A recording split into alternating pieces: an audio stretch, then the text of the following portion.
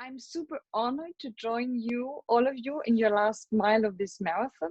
And I even put on a purple shirt because I really like the title of your report. And that's the beauty of home office. You can just walk around the corner, change your shirt, and come back and be like really, well, part of the whole thing. And if I may add something to my biography, Jonas, not because I want to talk about myself, but because I think it's a bit instrumental to understand what I'm going to say in the next 10 minutes. Before I joined the parliament, even before I joined the German parliament, I'm a researcher in peace and conflict studies, and I work and research a lot in the field, in the Philippines and in Liberia, so in post-war settings. I did a lot of research, ethnographic research on the ground into communities and how they managed to get together again after identity conflicts. Because if there is a national peace agreement, it doesn't mean that the people that go back to their community from the different groups actually love each other, but they still find ways to deal with each other. And the experiences I made there, I always try to bring them to the political sphere, which is giving me a very different perspective on foreign and security policy and politics than what others may have based on their background of being politicians forever, coming from the military or doing another kind of work. And just from this background, I have to say I share much of the frustration that Jonas described in his introductory remarks, that first of all, the classical foreign policy is still very patriarchal. I can't even remember how often I walked into rooms just to find out that I'm, well, the only woman, usually curiously stared at or being ignored. So these are the usual options. And really having to fight and to claim my spot before people were actually listening to me. It's quite fascinating, by the way, to see that now when I come with all these titles like being member of parliament, head of delegation, blah, blah, blah, I can skip a bit of all these like showing off before people actually listen to me. So it's a bit of payback time, but I still see how others are treated. So I still want to break that pattern, believe me. And I mean, it's not just me. I see it in so many, well, peace negotiations. For me, that's the key area where I really fail to understand why. One, it's the guys with the weapons that go for the violent solutions that are usually represented at these tables, and usually not the women, and usually not those that were sometimes for decades trying to find other ways. And maybe Libya was one of the latest very frustrating examples where Erdogan just said, okay, we're going to send the military. And then he also had the right to sit at the negotiation table. And as long as I think you can either bomb or, I mean, bribe your way into negotiation tables that way, we really have a problem, and we are not going to change the patterns that currently make foreign policy so very complicated. I want to thank Delphine for, I think, brilliantly explaining all what is behind the notion of feminist foreign policy, which gives me a bit of the privilege to just share some insights into the process and the life of someone who is trying to move a tanker as big as the European Union towards a more feminist foreign policy. And I think that's what I'm going to do. Because I'm a member of the European Parliament now, and I strongly believe in the idea of a feminist foreign policy, and that this is going to make our foreign policy better. When I started my mandate 1.5 years ago, the question was, okay, how can we, well, move this European Union towards a more feminist foreign policy? And the way you do that as a member of parliament is you start an initiative report. So we made an initiative report, and for this initiative report, I'm a member of the Green Party. We are a rather small party, but the beauty of the European Parliament is if you have an idea and if you have enough points, so that's a bit of another thing, but we had enough points, you can basically put forward a topic and then you're the rapporteur.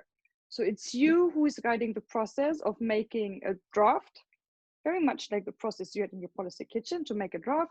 Then everybody can make amendments, then you make negotiations, then you have a vote, and then that's the position of the parliament. Well, and then you still need to convince the commission and the council to go into that. So we had this initiative report, and we had to call it a bit differently because the F word is still a bit tricky, especially with the conservatives. So the report actually, Jonas, is called Gender Equality in EU's Foreign and Security Policy. Because on the issue of gender equality, at least in rhetoric, there is a growing common understanding that we want this. I mean, we want this in rhetoric. As soon as it comes to really negotiating, gender equality would mean you have to go and I can sit there.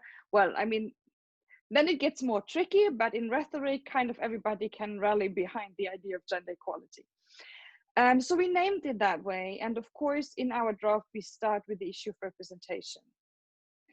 But we did not just look at representation outside of the EU, but we especially focused on the own EU institutions, saying, well, we need to lead by example, and these are the institutions over which we actually have control. So the first thing we managed, and I was very surprised actually that we passed this through all different negotiations, is to have a 50% quota for women in EU External Action Service, but also in a long-term perspective in the EU Common Security and Defense Policy missions, so the kind of the peace missions of the EU. And we made clear on all levels, on all management levels, because that is one of the fancy tricks, for example, the European External Action Service does. They would tell you, yeah, but we have a 50% quota. But then on the assistant and the secretary level, you have 70 to 80%. And when it comes to heads of delegation, you're pretty soon down to 25%. And that's how they make the 50% in the end. And to be frank, for me, that's just cheating. But starting with representation, we then moved on a bit. And we built silently, and those of you who may read the report may recognize it, on the Swedish framework, which I think helps a lot to get this abstract concept of a feminist foreign policy to a level where you really do policy and change political institutions. So we went to the resource question. So how are we actually spending our foreign money?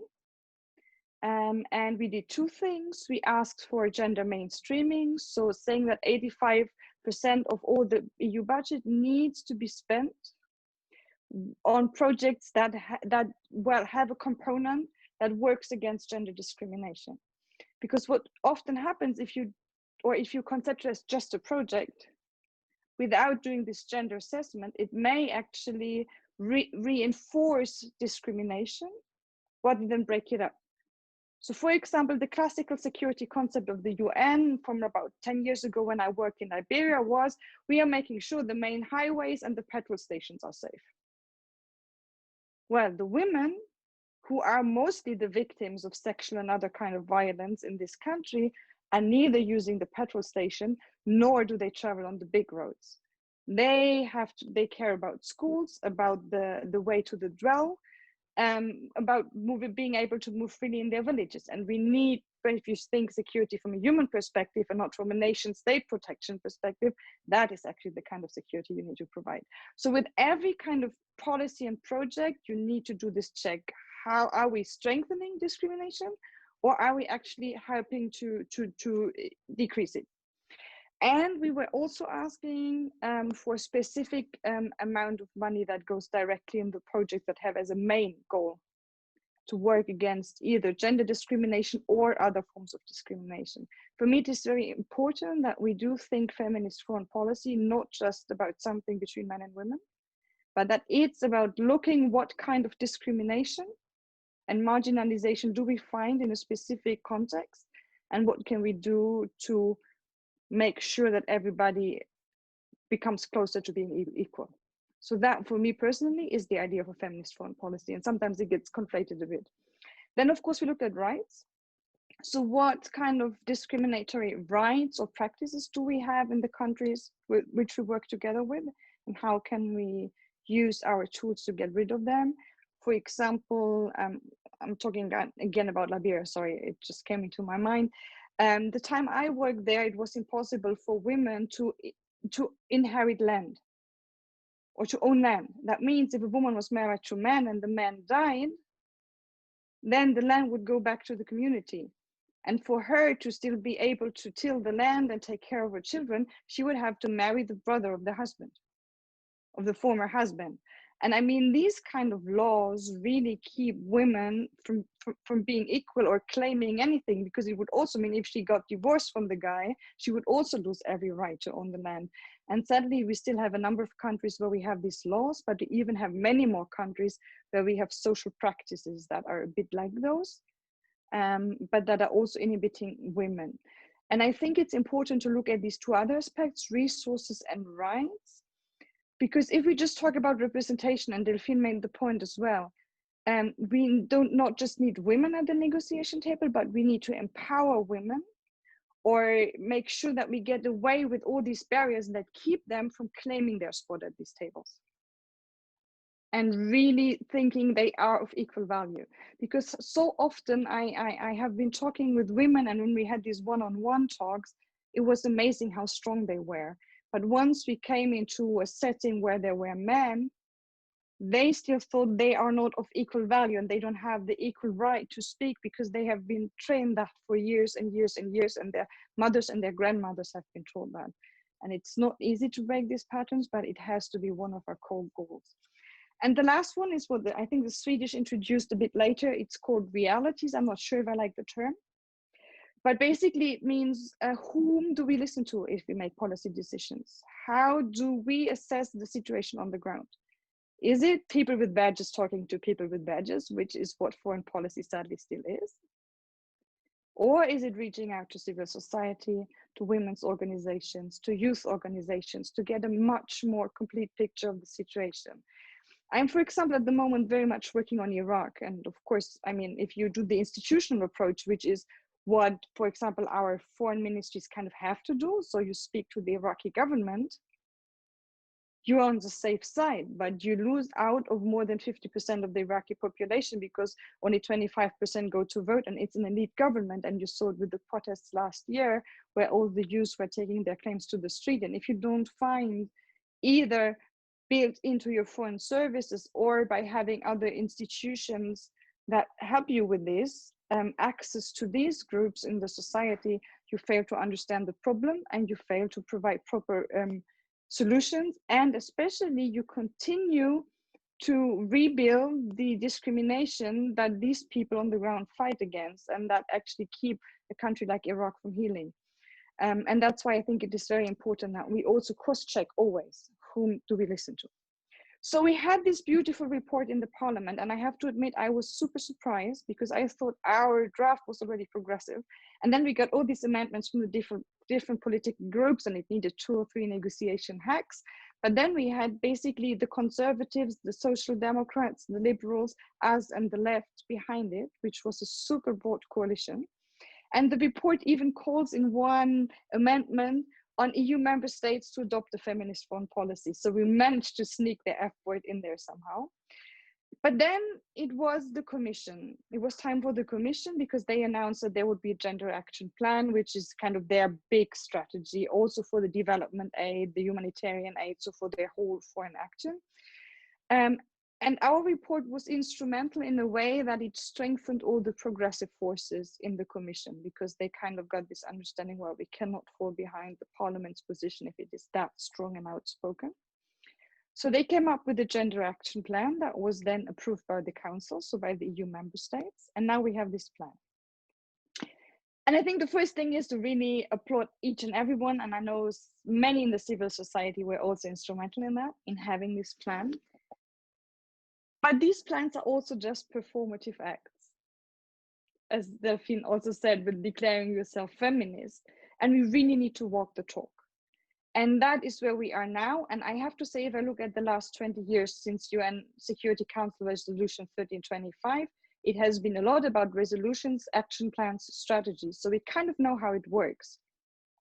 But maybe I think our task for the next 5 to 10 years is to really now, really implement it, really do it. And there is still frustration. There's also frustration with me, I have to say. For example, just a week after the gender action plan was approved, and there's also this 50% quota, and everybody was celebrating it, Borrell announced his new Secretary General. It was Helga Schmidt before, now it's a guy. So it's Borrell in the leadership of the European External Action Service, then it's the guy Secretary General, and then we have 3 political directors, all men. Well, congratulations. That is not how you really walk the talk.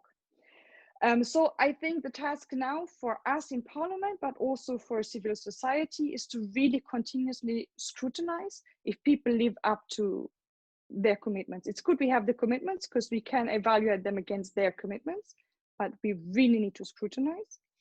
And I had a little project, I don't know whom of you came across it, it's called She-curity, so like security, but we just put an H in there, where we try to just build a proper database in terms of representation. Like, how many women do we actually have in parliaments? How many women do we have in the foreign services as diplomats or as heads of delegations? How many women do we have in the military? How many women do we have in the police?